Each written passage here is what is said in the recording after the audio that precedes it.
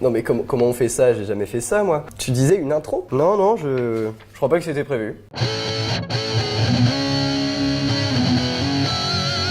En France, les premières élections présidentielles ont eu lieu sous la Deuxième République en 1848, après la Révolution. La Révolution de 1848.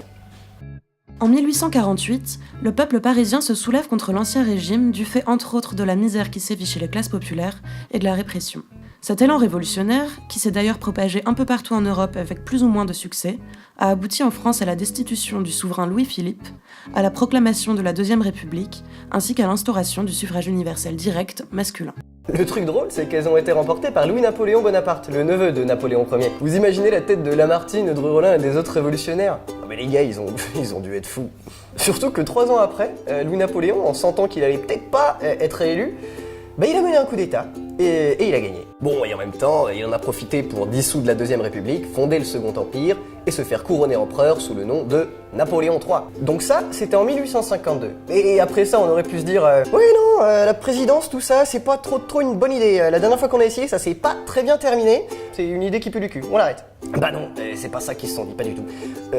C'est dommage, hein, mais non. Sauf que, et c'est là que je voulais en venir, il existe quand même une théorie de la séparation des pouvoirs que la Troisième République a essayé de mettre en place. C'est John Locke, un philosophe britannique du XVIIe siècle, qui a élaboré la première théorie de distribution des pouvoirs. Il distingue le pouvoir législatif du pouvoir exécutif et préconise de les confier à des groupes d'intérêts différents de telle manière à ce qu'ils se contrôlent les uns les autres.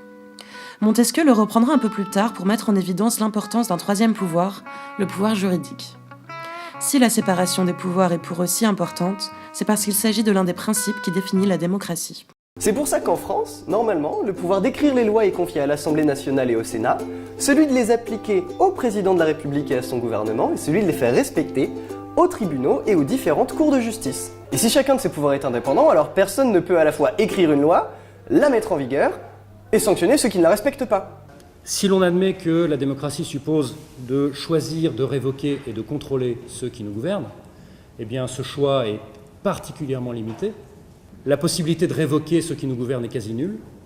Quant au contrôle réel, il dépend de la séparation des pouvoirs et aussi... Lui, c'est Thomas Guénolé. C'est un intellectuel engagé qui a enseigné à Sciences Po et à HEC, qui entre autres a publié le petit guide du mensonge en politique et la mondialisation malheureuse. Cette conférence a été donnée à la Sorbonne sur le thème des démocraties au XXIe siècle. Le pouvoir exécutif est censé être contrôlé pour éviter les abus de pouvoir. Et pourtant, vous avez la loi renseignement qui fait que le pouvoir exécutif, par le biais des services de renseignement, nous met tous sur écoute à l'heure où je vous parle. Il ne me semble pas que ce soit quelque chose de démocratique en termes de limitation des abus de pouvoir de l'exécutif. Nous sommes tous sur écoute. C'est un fait. Donc ce qu'on essaye de vous dire, c'est que la constitution de la Ve République, elle est pas tip-top en termes de séparation des pouvoirs, elle est même très mauvaise en fait. Parce que le pouvoir du président de la République, il va beaucoup trop loin. Alors bon, déjà il possède la charge habituelle de l'exécutif, il est chef des armées, responsable des relations internationales et chargé de l'application des lois, ça c'est la base. Alors par contre, ce qui respecte moins la séparation des pouvoirs, c'est qu'il dispose aussi d'une partie du pouvoir juridique. Par exemple, la police, qui est pourtant censée servir la justice, dépend du ministère de l'Intérieur, donc du gouvernement. Et puis, c'est également le président qui nomme les préfets et tous les procureurs de la République. Ça, c'est pas terrible. Le gouvernement a récemment inscrit l'état d'urgence dans la Constitution. Cet état d'urgence autorise les perquisitions à domicile 24 heures sur 24 et permet au ministre de l'Intérieur d'assigner n'importe qui à résidence sur un simple soupçon. D'après le rapport d'Amnesty International publié le 31 mai 2017, 155 manifestations ont été interdites en l'espace de 18 mois au nom de l'état d'urgence. Le judiciaire est censé être indépendant, en particulier du pouvoir exécutif. Eh bien moi je constate que le Conseil d'État dépend structurellement du pouvoir exécutif et que pendant ce temps-là, le juge judiciaire, magistrat du siège, magistrat du parquet, dépendent du pouvoir exécutif pour leur carrière. Et donc je ne vois pas en quoi la justice pourrait être un pouvoir indépendant. Bon, donc la justice, bof, c'est pas trop eux qui vont empêcher l'exécutif de faire n'importe quoi. Mais il nous reste qui là du coup ? Enfin, le pouvoir législatif, c'est notoire et je crois qu'il y a beaucoup d'étudiants en droit dans la salle. Le pouvoir législatif, sauf erreur de ma part, est un parlement croupion, hérité de la Ve République, qui, je vous le rappelle, a procédé d'un coup d'État militaire. Voilà, j'en reste là. Enfin, moi, ça c'est dit. Concernant l'indépendance du pouvoir législatif, je sais pas si vous le saviez, mais le président de la République a le pouvoir de dissoudre l'Assemblée nationale. Oui, c'est tout. S'il veut, le mec, il peut tuer le game. En réalité, le président n'a même plus besoin de dissoudre l'Assemblée nationale. Depuis le passage au quinquennat en l'an 2000, les législatives ont systématiquement lieu 1 mois et demi après les présidentielles. Ce sont donc toujours les mêmes qui gagnent les deux. Depuis l'année 2000, le parti du président est toujours largement majoritaire à l'Assemblée. En général, les députés ne votent pas contre les lois proposées par leur chef. Ils lui abandonnent leur pouvoir d'écrire les lois. C'est cela qui fait dire à Thomas Guénolé que l'Assemblée nationale est un parlement croupion. Le dernier exemple en date, c'est celui de la loi travail. En 2016, le gouvernement impose par 49.3 une loi dont la majorité de l'électorat socialiste ne veut pas. Ce 49.3 fait l'objet d'une motion de censure.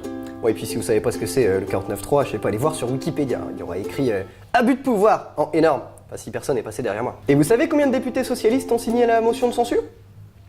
29 sur 195, non mais...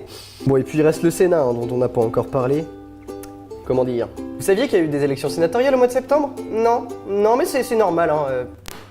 Tout le monde s'en fout. Ah mais ils ont vraiment un beau jardin, hein, Mais on s'en fout, quoi. Le Sénat, comme l'Assemblée nationale, compose le Parlement qui est censé contrôler les politiques du gouvernement. Ils amendent et proposent des lois, et chaque sénateur réalise des missions d'information et fait partie de commissions d'enquête. Le Sénat est composé de 348 sénateurs élus par 160 000 grands électeurs. Contrairement à l'Assemblée nationale, il ne se prétend pas parfaitement représentatif de la population française. Le fait que symboliquement, l'Assemblée nationale ce soit le peuple, c'est la raison fondamentale pour laquelle on appelle notre régime politique une démocratie. Voilà la composition du peuple par catégorie professionnelle et sociale, et voilà celle de l'Assemblée nationale. Oui, il y a ça. Nous, on pense qu'un président idéal, il devrait avoir ni programme ni projet. Parce que c'est pas son rôle que d'écrire les lois ou de transformer le monde. Ce rôle, c'est le nôtre. Et après, on pourrait se dire, mais est-ce qu'au final, on s'en foutrait pas un peu de tout ça, quoi ? Je sais pas. Mais ce que je sais, c'est que c'est nous qui sommes le monde. Et demain, il pourrait peut-être être exactement comme on voudrait qu'il soit. Élection sans idéal, mais quelle tristesse, ça n'a pas de sens et c'est sans cœur comme leur promesse soit pas cynique, car cette issue n'est pas fatale. Faut enchanter la politique par l'idéal. Être libre, ce n'est pas choisir ses chaînes. Démocratie sans liberté mène à la haine. Où est ta gloire? Retire tes frères. Quand les lumières nous ont quittés, sont nos espoirs qui nous éclairent.